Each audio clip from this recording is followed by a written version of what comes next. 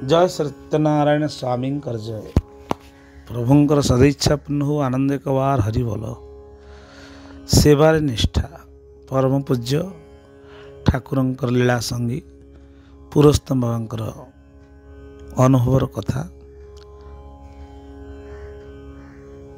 कथारे अच्छी तब कथामृतम तप्त जीवनम भागवत कहते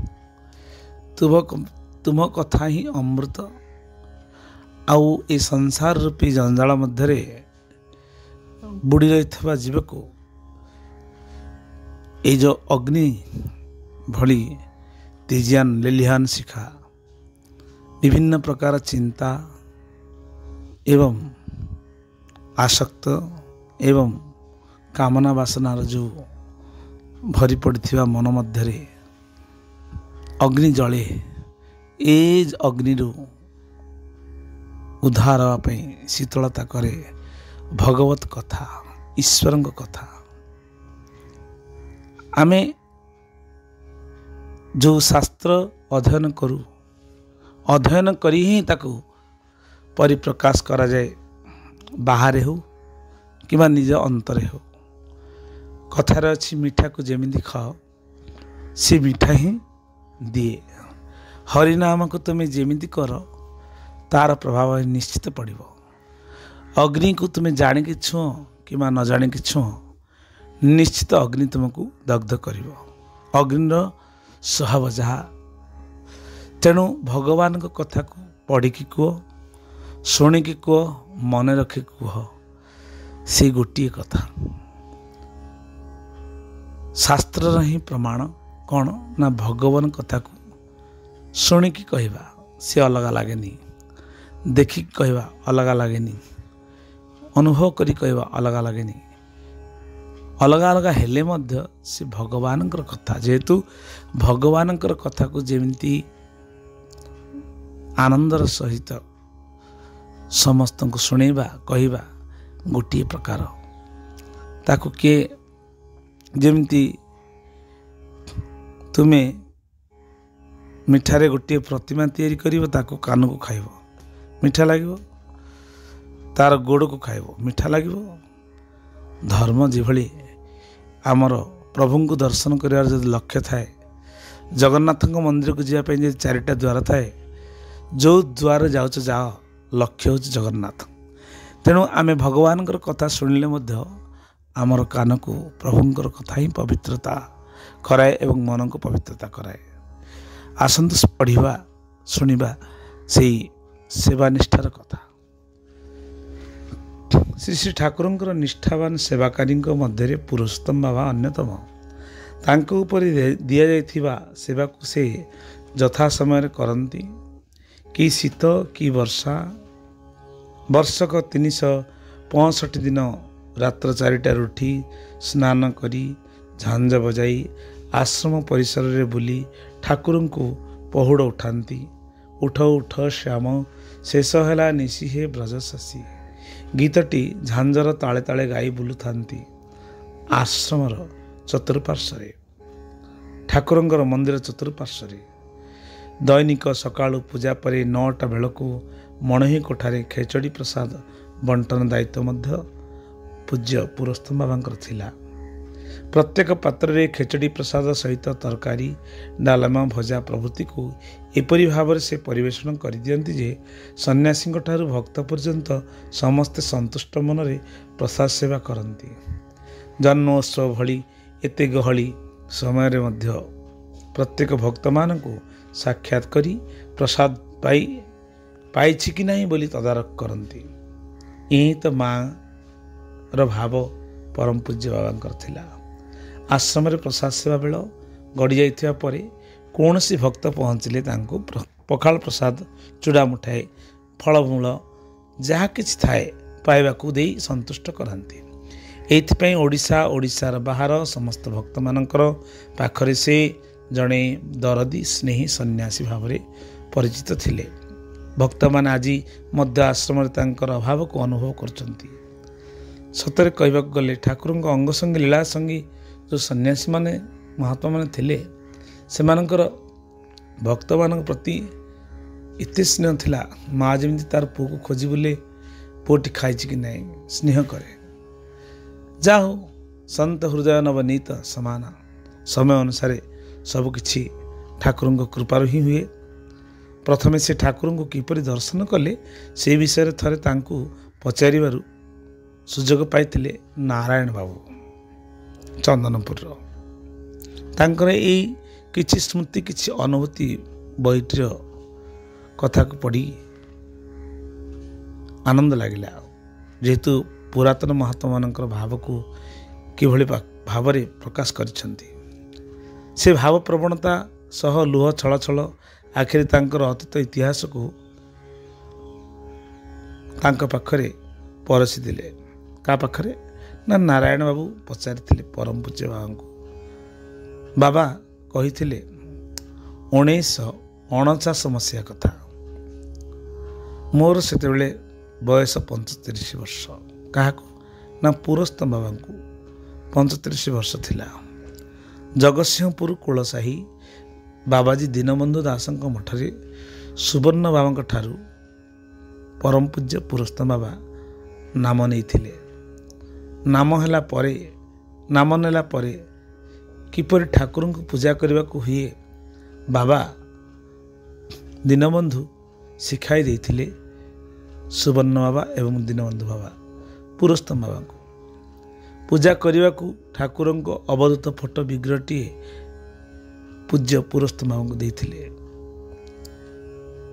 बाबा निजे कहती पुरस्तम बाबा कहती जे मु गाधोई सारी फूल चंदन तुलसी धूप दीप दे जितेबले पूजा करे सेतेबले मु अनुभव करे सते जेपरि ठाकुर हाथ ठारी तांको निकट को जीवाई डाकुछंती। किछि दिन परे सुवर्ण बाबा ठाकुर पाई रूपा मुकुटटी करी नहीं करी आश्रम को जीवा को बाहरिले। मोर आनंद कहले न सरे मो मन नाची उठिला। ठाकुर को मु दर्शन करी मु ठाकुर को दर्शन करने बाबा सहित करमला आश्रम को बाहरिली। कटक ठारू ट्रेन धरी डेलांग स्टेशन रे ओह्लाई मुनिंदा दे चली चली जाई संध्या सुधा आश्रम रे पहुँचलु। आश्रम रे पहुँची ठाकुर को दर्शन करने मन मोर व्याकुल हो उठला। सुवर्ण बाबा मते नहीं ठाकुर सहित साक्षात कराइदेले। मु साष्टांग प्रणाम कली परम प्रेममय श्री ठाकुर को। 15 दिन पर्यंत आश्रम रही ठाकुर सन्यासी मान स्नेह बांधी गली। आ मोर घर कथा मन पड़ला नहीं किंतु ठाकुर घर को फेरी जावाई आदेश देले। ठाकुर को आज्ञा मानी घर को फेरिया को बाध्य हेली। हेले सब बेले ठाकुर मन पड़ु थांती। पूजा बेले कांदी करी ठाकुर को जनाऊ थाए मते तांको पाखक नहीं जावाई। ठाकुर मध्य अल्प दिन मध्य से सुजोग आनीदेले। किछि दिन परे मो माँ देहांत हो गला। माँ को शुद्धक्रिया पर दीनबंधु बाबा सहित मु पुणी फेरिली मो जीवधन अभिन्न सुंदर ठाकुर कूल को। मो ठाकुर भजन नीलपद्म लिखि ना अति व्याकुल डाकिले देखा मिले अति चंचले भक्त भावग्राही भावक निकट भक्त संगे खेली मारती ताली ताकू किए हवा पारिब धरी प्रभु को किए धरी पार अनंत ब्रह्मांड कर्ता तांको केवल अंतर भाव बांधि पारे है। जाओ मु तो चला बाट जानी नथली। दीनबंधु बाबा सहित काकटपुर दे चली चली आसिलु। साक्षीगोपाल पहुँचला बेलू संध्या हो गला। सेठारे गोटे मठरे आम राति विश्राम कलु। से मठर बाबाजी मते विभिन्न प्रलोभन देखाई ता पाखरे रखिदेवाई चाहिला। से मठ बाबाजी कथा शुणी मु प्रमाद गणिली। मने मने ठाकुर को प्रार्थना कली, हे ठाकुरे मु आपणकर आपण मोर मते निरापद नहीं आपण पाखरे पहुँचाई दियंतु प्रभु। ठाकुर को पदे गीत मोर मन पड़ी आखिर लुह झरीगला। ए पुष्पे बहुत मखिका आसी बसंती नित्य से कि मकरंद मर्यादा जानी बेटी हे कांत फुटी कुसुम चुंब हे आसी मगला माली तुम्ह पाई फूल फुटी निश्चय जीव मौली। परम पूज्य पुरस्तम बाबा कहते जे मो आखिर निद आसु नए ठाकुर कथा भाभी भाभी टिके छाई निद लगे कि ना मु स्वप्न देखुची ठाकुर मते हाथ ठारी डाकुचंती आउ कहउचंती चालियास मो निद चाऊ कि भांगीगला देखिली समस्ते शोई पड़छंती मु दीनबंधु बाबा को उठाई स्वप्न रे ठाकुर आदेश कथा जनाइली आमे नीरव से मठ त्याग करी पुरी चली आसिलु पुरी मरीचिकोट आश्रम रे नवकिशोर बाबा रहउथांती सेठारे पहुँचला परे करमला आश्रम को जीवापाई से अन्य भक्त मानक सहित साथी कराइदेले अपराह्न सुधा शांति आनंद आश्रम में पहुँची ठाकुर को दर्शन करी आश्वस्ति हेले आश्रम रे किछि दिन रहिला परे कृपामय ठाकुर मते बाना दान करी सन्यास करदेले तापरे दीनबंधु बाबा ठाकुर को कहले ठाकुर एथर पुरस्तम बाबा को मो सहित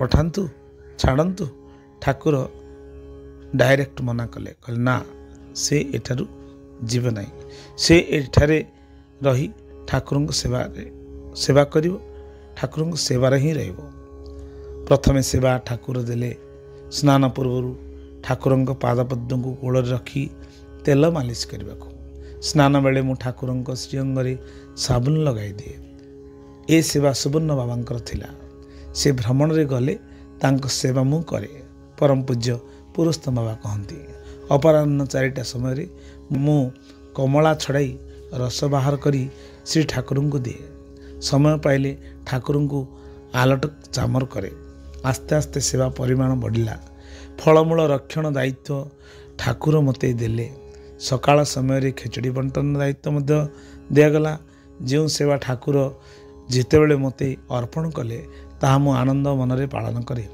मते से सेवा गुड़िक करने को भारी भल लगे मन मध्य भाव बेगरे आनंद मनरे श्री ठाकुर सेवा कली ठाकुर आउ गोटे गुरु दायित्व मते देले कहले ए चंदन पोखरी इलाका पाइकपड़ा जमीदारंकर प्रभाकर बाबा कपिल बाबा सुवर्ण बाबा जगन्नाथ बाबा और आर्तत्राण बाबा सहित तुम जाई पुरी मरीचिकोट आश्रम में पहुँचब सेठारु कलिकता गुमास्ता कृष्ण बाबू को बसा को जीव से अति धर्मपरायण और दयालु व्यक्ति साधु मान को देखी से भिक्षा देवा चाहिए तुम्हें ठाकुर यही चंदन पोखरी पाइकपड़ा जमीदार इलाका को भिक्षा रूपे मागिब आमे ठाकुर आदेश मानी जाई कृष्ण बाबू को बसारे पहुँचलु ठाकुर कृपारू से मध्य पाइकपड़ा इलाका को आम मान को दान कले जो स्थान आज चंदन पुष्करणी रे परिणत होइछि गुणनिधिंकर गुण बाहनिवा को समय अंटिबनी प्रकृत ठाकुर सन्यासी मानक मध्य पुरस्तम बाबा स्थान स्वतंत्र बाबा तांकर हस हस मुह अमृतबाला वचन और आदर स्नेह समस्त भक्त मान अनुभव करती ओडिशार जो अंचल को से भ्रमण जाइछंती सेठारे से तांकर अकपट स्नेह को भक्त मान मध्य बांटी शेष जीवन रे से शांति आनंद आश्रम पवित्र माटी को आलिंगन पूर्वक शेष निश्वास त्याग करी समाधि प्राप्त होइछंती तांकु केबे गोष्ठी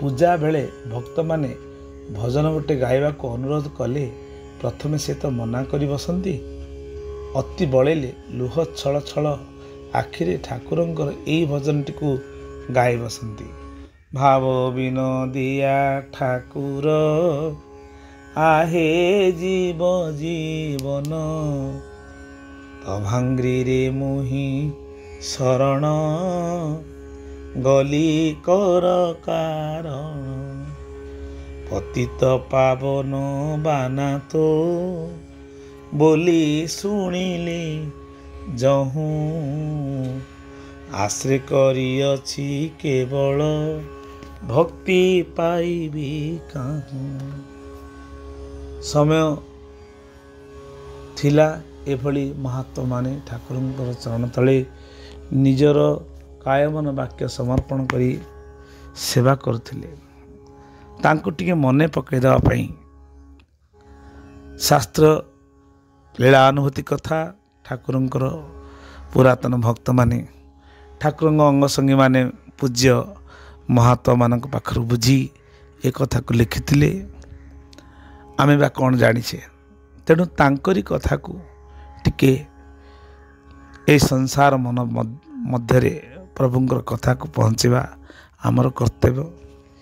किए एथिरे खराब भाविबा न भाविबा किछि आमर जाए आसे नहीं।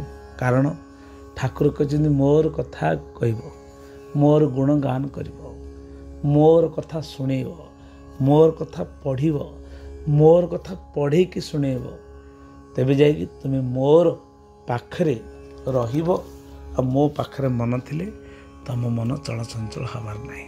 तेणु मो गुणगान समस्त शुणे कि जी आनंद कराए सी मोर अति प्रिय भक्त बोली 10म अध्याय गीतारे कहते। भगवान गीतार 10म स्कंदर 10म अध्याय कहते मच्चिता मद्गत प्राणा बोधयन्तं परस्परं कथयन्तं समानित्यं तुष्यन्ति च रमन्ति च। अर्थात हे अर्जुन, मन इंद्रिय प्राण दे मो जसगान करी अन्य को बुझाई जे प्रेम भक्ति रे से शांति पाए, तार मन परमानंद रे विहरु थाए।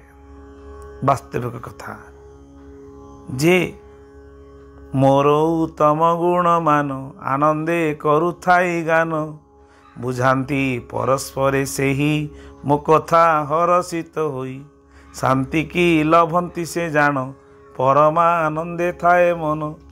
एथिरे भगवान को कथा पढ़ी की बुझाओ, शुणी की बुझाओ, जेमिति बुझाओ, प्रभु को कथा शुणा द्वारा शांति प्राप्त है। आ अशांत कुथ सुखम, जे गुण को छाड़ी दोष को देखे से व्यक्ति की जहाँ शुणिले मध्य दोष लगे। तेणु भगवत कथा शुणव जी ता पाखरे केवे से गुण को ग्रहण करे। हंस कौन करे, पानी को छाड़ी दिए, क्षीर तक पी दिए। तेणु गुणीवान व्यक्ति गुण को देखे, से केवे देखेनी ये एमती कहला सेमती कहला, बाओ जाओ विभिन्न प्रकार मंतव्य देवा लोक तो अनेक अच्छी, ताकू न देखी प्रभुंकर कथा को शुण, पढ़, आनंद हो। यही ही आनंद, भगवान कथार ही आनंद। एथिपाई प्रभुंकर लीला कथा अनुभव कथा शुणा द्वारा प्रभुंक चरण तले बाढ़ी हो जाए प्रेम भक्ति। धन्यवाद। जय जगन्नाथ, जय गुरुदेव। कलिजुग आसी, प्रभुंकर कथा शुणापी समस्त पाखरे पढ़ापी लिखापी बेल न थाए। अंततः शुणिकी से खुशी हम। तेणु शुणिकी जदि खुशी हम, या ही प्रभुंकर इच्छा। जदि शुणिकी निरानंद हम, या ही तांको इच्छा। जार जमिति भाव तापाई सेमिति भाव ठाकुर खंजती, जादृश्य भावना जस्य। धन्यवाद।